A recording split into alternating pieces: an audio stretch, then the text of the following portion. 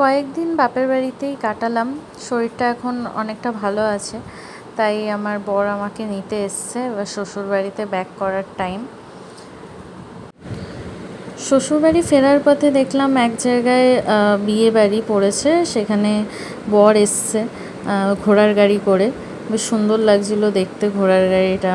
অনেক দিন পরে এরকম ঘোড়ার গাড়িতে করে বরকে আসতে দেখলাম।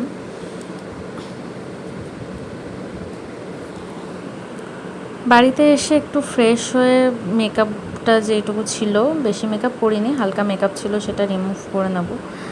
সেটা রিমুভ করে তারপরে ফ্রেশ হব। ডিনারের টাইম অলমোস্ট হয়ে গেছে, কারণ একটু রাত করেই ফিরেছিলাম ওই দিনকে। অনেকটা মানে আমার বর আর কি অফিস করে তারপর আমাকে নিতে গেছিলো, তো এই জন্য অনেকটা রাতই হয়ে গেছিলো। তো এই জন্য তাড়াতাড়ি করে মেকআপ যেটুকু ছিল সেটুকু রিমুভ করব, তারপরে ফ্রেশ হয়ে তারপর যাব খেতে।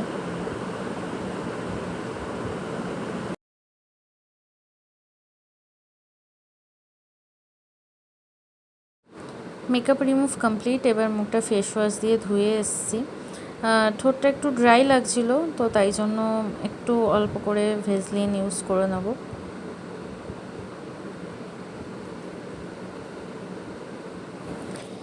রাতের ডিনারে ছিল চিকেন আর রুটি।